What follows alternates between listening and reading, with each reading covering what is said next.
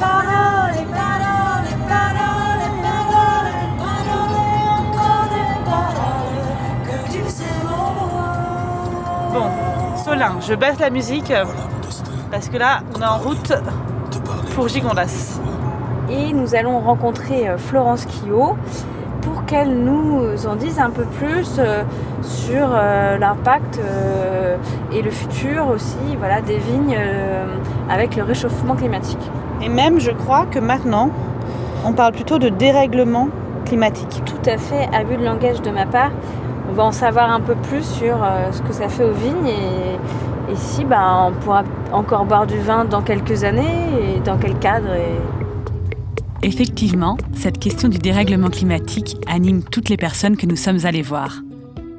Quand on est vigneronne et vigneron, on a toujours les yeux rivés sur la météo. Est-ce qu'il va geler ? Est-ce qu'il va trop pleuvoir ? Pas assez ? Va-t-on éviter cet épisode de grêle ? Va-t-il faire trop chaud cet été ? Les vigneronnes et les vignerons sont des vrais sentinelles du climat. Ils travaillent au quotidien dans les vignes et ont pu observer, parfois sur beaucoup de générations, les effets du dérèglement climatique. Dans cet épisode, nous allons d'abord rencontrer Florence Quillot, vigneronne. Et puis, nous réentendrons tous les autres participantes et les participants de cette saison 3. Et avec eux, nous essayerons de répondre à cette question. Le dérèglement climatique va-t-il nous faire arrêter de boire du vin ?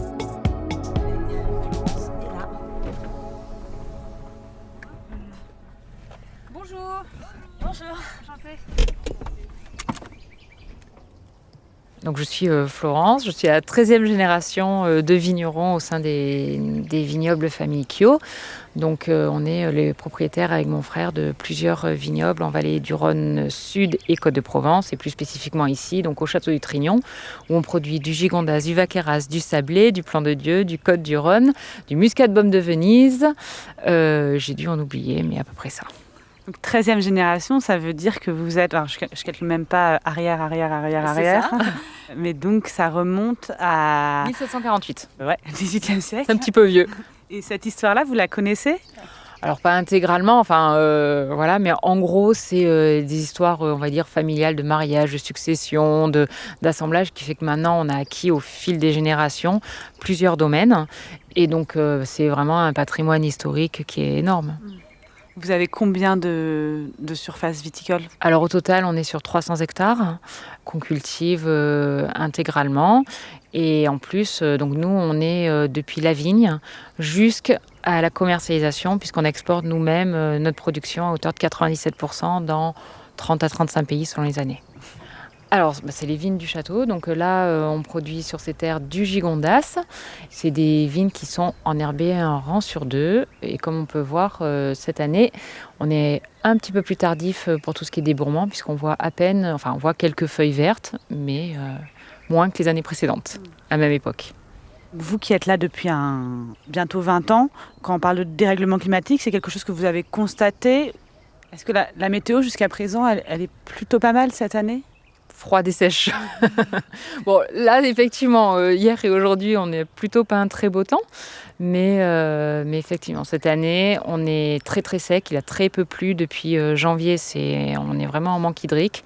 C'est pas dramatique pour le moment, mais ça pourrait le devenir. Donc là, on espère qu'il pleuve quand même un petit peu. Et on a eu des nuits très fraîches, même si les journées, on a eu des très très belles journées. On a quand même des nuits fraîches qui fait que le débourrement est plus tardif par rapport aux autres années. Mais il n'y a pas eu de gros épisodes de gel jusqu'à présent, et comme on arrive à la fin du mois, c'est quand même plutôt rassurant. C'est rassurant. Alors les seins de glace ne sont pas passés puisque c'est que début mai, mais effectivement par rapport à l'année dernière où ici on avait fortement gelé dans la nuit du 9 au 10 avril, là on n'est pas dans cette situation. Il y a des vignobles qui ont gelé aussi début avril, mais nous on a été préservés. Il y a des rapports comme celui quand même du GIEC qui est sorti là récemment, qui montrent qu'il y a en tout cas un vrai réchauffement climatique et qui donne pas mal d'indications pour aussi, dans le monde agricole, essayer un peu de contrer, en tout cas de trouver des solutions pour pouvoir continuer à cultiver. Alors ça, c'est évident qu'il faut qu'on s'adapte. On va aller vers un réchauffement climatique global, ou un dérèglement, il faut qu'on s'adapte à la situation, ça c'est une évidence. Mais il ne faut pas oublier, notre métier d'agriculteur, c'est de s'adapter à la nature. Si la nature évolue, il faut qu'on s'adapte. Alors justement, vous, comment vous vous adaptez ? Alors, on va avoir différents niveaux d'adaptation. Ça va être d'abord l'adaptation, on va dire, agronomique. Donc, on va trouver des techniques, on va dire, plus ou moins technologiques, mais pour faire qu'on puisse cultiver la vigne dans les années à venir. Donc on va adapter les porte-greffes à des terroirs un petit peu plus secs, puisqu'à priori quand même on va avoir moins d'eau. Après on va aller sur des cépages peut-être un petit peu plus résistants. Donc c'est pour ça qu'il y a beaucoup d'études qui sont menées actuellement sur des nouveaux cépages qui vont être plus résistants, qui ne sont pas ceux qu'on connaît habituellement. Donc ça, c'est pour des années futures, parce qu'il y a beaucoup d'adaptations à faire à ce niveau-là. Et on parle aussi, j'ai des vignerons qui ont parlé d'anciens cépages, donc des cépages qu'on utilisait peut-être un petit peu moins, mais qui vont être un peu plus tardifs et qui vont se remettre à planter aussi. Complètement. En fait, c'est vrai que depuis quelques années, on plantait Grenache, Syrah, Mourvèdre. Là, on va revenir sur soit des cépages plus anciens, qui sont autorisés et qu'on avait un petit peu perdus parce que on estimait qu'ils donnaient des vins moins qualitatifs. Or, pas du tout. C'est simplement que à l'époque, les techniques dans les caves aussi n'étaient pas les mêmes, il faut le dire. Donc on allait peut-être un peu vers un peu plus de simplicité ou un peu plus, ces cépages sont connus, donc ils sont plus faciles à vendre.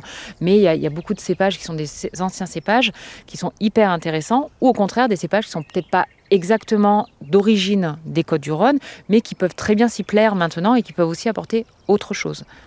Vous, concrètement, ça veut dire que vous faites quoi c'est-à-dire qu'on doit aussi imaginer le futur, donc les décisions qu'on prend maintenant, elles vont concerner les 50 prochaines années. C'est ça, parce que quand on plante une vigne, c'est en gros pour aller, on va dire, entre 40 et 80 ans. Enfin, c'est difficile de savoir ce qui va se passer dans 50 ans.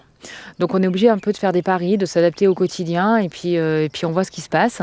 Donc nous, c'est vrai qu'on a toujours eu une politique d'adaptation, notamment des porte-greffes. On fait des analyses de sol pour justement voir ce qu'on va planter exactement. On laisse reposer le sol plusieurs années entre le moment où on arrache une vigne et le moment où on la replante, parce que c'est aussi préserver nos terroirs et faire que le sol soit mieux équipé pour après résister. Donc on va laisser des périodes plus longues comme ça. Et surtout, ça va être dans la culture qu'on fait, donc le mode cultural. Là, on peut voir, on est dans une parcelle qui est enherbée un rang sur deux, tout simplement parce que ici, on est sur des terroirs un petit peu profonds, donc ça permet une gestion du stress hydrique, enfin de l'eau dans le sol, que la vigne peut utiliser. Le stress hydrique, c'est en fait savoir la vigne, si elle n'a pas beaucoup d'eau à disposition, au bout d'un moment, elle va être ce qu'on appelle stressée. C'est un peu bizarre pour une vigne, mais elle va être stressée. Et donc, ça veut dire qu'elle va ne pas donner la pleine maturité ou ne pas donner le plein potentiel qu'elle peut avoir. Donc, c'est important qu'une vigne soit un petit peu stressée, mais pas trop. Et les ressources en eau, ça c'est une question qui se pose aussi beaucoup aujourd'hui. Comment vous gérez ça ? Parce que, par exemple, je lisais dans l'appellation qu'on a le droit, jusqu'à une certaine mesure, de quand même d'irriguer, enfin en tout cas d'arroser un peu les vignes. Vous, comment vous gérez cette eau ? Il faut savoir qu'en hiver, c'est autorisé d'arroser. C'est le code rural qui autorise un agriculteur d'arroser. À partir du moment où il commence à faire un peu plus beau, on va dire à partir du mois de mai, on n'a plus le droit d'arroser. C'est interdit par le cahier des charges, sauf dérogation. Donc, chaque appellation, que ce soit Côtes-du-Rhône, Gigondas, Rasteau ou quelle que soit l'appellation, il faut qu'il demande à l'INAO, qui est l'Institut national des appellations d'origine, qui va définir donc les conditions de production. Et eux vont autoriser, en fonction de données chaque année, vous avez le droit d'arroser à telle date. Et il faut savoir qu'après, c'est complètement interdit à partir de la mi-août et à partir du moment où les raisins verts donc change de couleur, on n'a plus le droit d'arroser. Donc ça va juste être pour donner la ressource nécessaire pendant nos étés qui sont extrêmement arides à la vigne pour pas qu'elle meure. Florence Quillot vient donc de nous expliquer comment elle gérait le dérèglement climatique au sein de son grand domaine. Nous allons maintenant retrouver les autres vigneronnes et vignerons que nous avons entendus cette saison. Philippe Pélaton, Julie Karsten, Laurie Haon, Martial et Samuel Arnaud. Je leur ai demandé si, chacun à leur échelle, ils avaient observé des changements climatiques ces dernières années. Philippe Pélaton. J'ai comme traceur en fait les impacts climatiques qu'on a pu subir ces dernières années. Donc entre 1999 et 2017, je n'ai connu qu'un épisode de grêle, ce qui fait que pas de manifestation, je dirais, exacerbée ou trop douloureuse d'un dérèglement climatique. Et à partir de 2017, 2019, 2020, 2021, donc 4 aléas climatiques en 5 ans. Donc on voit l'accélération quand même de ces phénomènes-là qui sont tous peu ou prou différents. Ça peut être des étés secs, ça peut être un coup de gel comme on a connu l'année dernière et l'année d'avant. Je dirais à échelle d'une génération sur 20 ans, on voit quand même l'impact et les difficultés que l'on rencontre. Julie Karsten. Avant, il y avait beaucoup plus d'insectes. Maintenant, je trouve qu'il y en a beaucoup moins. Alors, est-ce que là, c'est le dérèglement climatique ou est-ce que c'est plutôt la pollution ?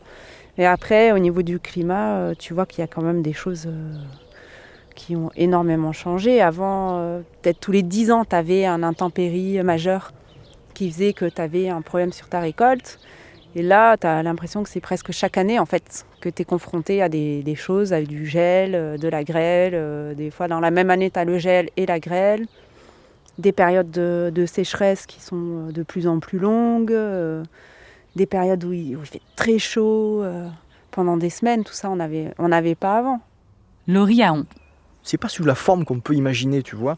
C'est pas forcément la température extrême qui va nous impacter, même si elle est là, bien entendu, mais c'est toujours été une région chaude. Alors oui, il y a des augmentations de pics de température, mais là où on assiste, c'est à des phénomènes que l'on n'avait pas forcément vus avant, type des gels très tardifs.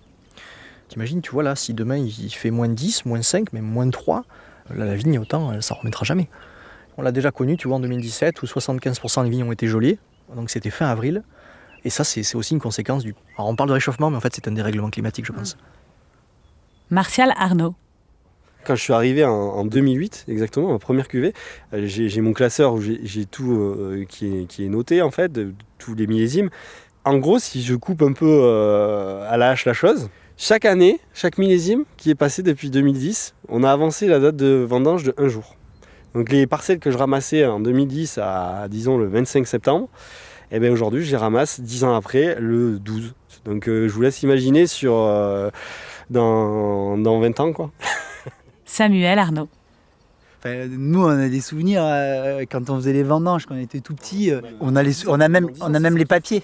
C'est que si je faisais les vendanges avec mon père. Et quand on allait à la cave coopérative, parce qu'à l'époque, il était à la cave coopérative, on est payé au poids et au taux de sucre. C'était comme ça à l'époque, alors maintenant c'est peut-être moins vrai, mais au plus il y avait de sucre, au plus tu faisais d'alcool. Et c'est. Ouais, t'as une note qualitative en plus aujourd'hui, tu as raison. Mais bon, bref, avant c'était poids, sucre. Et du coup, quand tu t'amènes ta benne de raisin à la cave coopérative, et quand il avait un 14 degrés, c'était la fête, quoi. Et là aujourd'hui, mais les 14, ça pleut et on fait des 16, des 17, des 18. C'est qu'avant on cherchait de faire des degrés, aujourd'hui on en a trop, quoi. Alors, vous l'avez entendu, les vigneronnes et les vignerons constatent tous le dérèglement climatique. Mais la bonne nouvelle, car il y en a quand même une, c'est qu'ils ont des solutions pour s'adapter. Alors tu vis avec déjà parce que si tu n'arrives pas à accepter ça, accepter le fait que tu peux avoir des récoltes, des demi-récoltes, voire pas de récolte du tout, tu changes de métier parce que c'est trop de stress. Et après, tu vis avec ça en te disant justement, je vais essayer de réfléchir à peut-être d'autres, changer un peu mes méthodes culturelles. Donc voilà, est-ce qu'il faut travailler le sol, est-ce qu'il ne faut pas travailler le sol, laisser beaucoup de couvert végétal, mettre là, comme j'essaye, les broyats sur le rang pour voir si ça peut aider aussi. Des choses comme ça, oui, tu y réfléchis. Parce que dans l'avenir, comment ça va être ? Moi, je ne sais pas, dans 10 ans ou dans 20 ans, je pense que ça sera pire. Donc sans être hyper... c'est pas être pessimiste, je pense être réaliste. Je pense que ça va être de plus en plus difficile. Donc voilà, il faut commencer à réfléchir à des choses. Pour moi, la polyculture, c'est une solution, tu vois, dans le sens où la vigne, pourquoi elle fait plus de sucre ? Parce que il y a plus de soleil en fait. Et donc du coup, tu pourrais te dire, si j'ai des vignes qui sont avec de l'ombre, tu vois, peut-être que je rectifierai de façon écologique le taux de sucre, tu vois. Moi, je pense qu'il y a des solutions écologiques pour lutter contre le dérèglement climatique.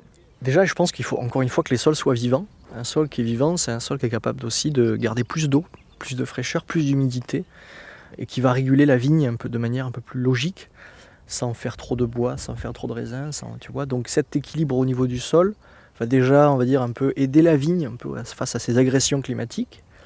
La date des vendanges aussi. Le vigneron, il peut choisir de vendanger peut-être un peu plus tôt.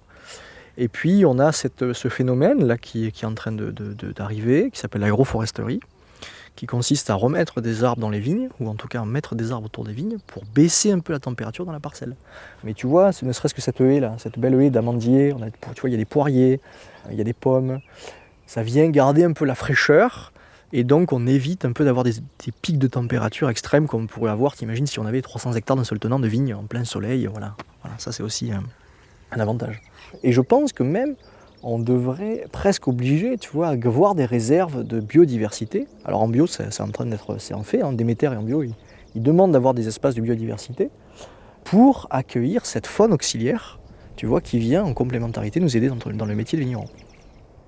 J'ai enfin posé la dernière question, la question fatidique, à tous mes intervenants.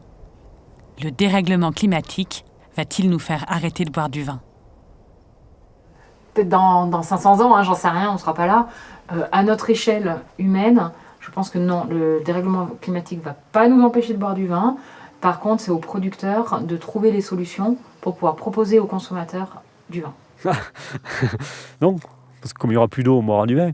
Mais non, j'espère pas. En tout cas, non, je vois pas de relation de cause à effet immédiate en fait entre le dérèglement climatique et la consommation de vin. Après, ça oblige à être vertueux. Mais la protection de la ressource en eau est quelque chose de fondamental. À dire que l'avenir du vin passera par la protection de la ressource en eau, il n'y a qu'un pas que je franchirai. Là, on se met dans un livre de science-fiction. Voilà, ça tombe bien, j'aime bien la science-fiction, mais ça serait possible, oui, qu'on arrête de boire du vin, ou en tout cas que ça soit quelque chose qui soit réservé à vraiment une élite, très peu de monde, oui. Déjà, du fait du climat, s'il y a des parties dans le monde, plus spécialement en France, où le climat fait qu'il n'est plus possible de cultiver, mais tu as le problème aussi de toute l'eau qu'on utilise quand on fait le vin. Donc voilà, il n'y a pas que le côté juste climat pour tes terres. Il y a tout ce côté-là, et c'est vrai que si un jour on n'a plus accès à l'eau, si l'eau est une denrée très rare, peut-être on fera plus de vin, oui. Ou on en fera très peu, et qu'il n'y aura que les gens très riches qui pourront le boire. Il faut bien se dire une chose, c'est que il ne peut pas y avoir de vie sans agriculture. On est obligatoirement obligé de trouver quelque chose à manger. Donc forcément, demain, il y aura de l'agriculture. Ça, c'est inévitable où il n'y a plus d'hommes. Est-ce qu'on produira autant de vin ? Ça, c'est une question qu'on peut se poser, effectivement. Est-ce que demain, il ne faudra pas peut-être faire un peu moins de vin et produire plus de légumes, de fruits, clairement. Moi, je crois que la convivialité nourrit aussi les hommes. Donc, je pense que du vin, il en faudra toujours. Dans ce cas-là, on se passe des musées, on se passe de la littérature, on se passe de l'art en général. Et on va expliquer à tous ces artistes qu'ils ne servent à rien. Et aux journalistes que finalement, poser des questions, ça ne sert à rien. Donc en fait, je pense que l'homme, il a quand même besoin de se nourrir de plein d'autres choses que juste de manger. Alors empêcher, non, je ne pense pas que ça nous empêche. Que ça va modifier complètement la manière de consommer, la manière de produire. Ça, c'est certitude. Parce que il y a un dérèglement climatique, donc il va falloir que l'humain s'adapte. Je pense qu'il faut être moins interventionniste, tu vois. Il faut être moins interventionniste et il faut accepter peut-être des fois de produire un petit peu moins. Donc on est sur cette philosophie-là. Voilà, c'est un choix de la qualité et pas forcément de vouloir produire beaucoup plus, quoi. Et puis non, il faut travailler chaque jour pour que justement on essaye d'anticiper un peu ces changements climatiques inévitables pour pouvoir continuer à boire du vin, parce que c'est quand même bien de boire du vin. Et oui, c'est quand même bien de boire du vin. C'est ce que nous nous sommes dit avec Solin, dans la voiture, en regardant défiler les paysages de vignes et d'oliviers, sous un doux soleil qui était revenu pointer le bout de son nez, juste pour nous dire au revoir. Bon Solin, t'es en train de défaire ton matériel ? J'ai comme l'impression qu'on a fini ce périple. Ouais, c'est un peu triste, mais il est temps de partir et de quitter les oliviers, les vignes et le soleil. On était quand même à une bonne période parce qu'on repart avec dans nos sacs quelques bouteilles, pas trop, à consommer avec modération, et des fraises et des asperges. Surtout plein de belles rencontres dans notre cœur. J'espère que cette saison 3 vous a plu et que vous comprendrez peut-être plus de choses, ou en tout cas des nouvelles choses, la prochaine fois que vous choisirez votre bouteille. À vite, et n'oubliez pas, l'abus d'alcool est dangereux pour la santé. Consommez bon, mais avec modération. Bon, je range ce micro. Salut. Sous la robe est un podcast de Binge Audio en partenariat avec les Côtes du Rhône. Merci à ma chère Solin pour la réalisation, le pilotage de talent et la compagnie. Un grand merci à Soraya Kershawi-Matignon, Dimitri Mayer et Camille Codor pour la production au top. Enfin, merci à Vincent Hiver qui signe la musique du générique. Sous la robe, saison 3, c'est fini.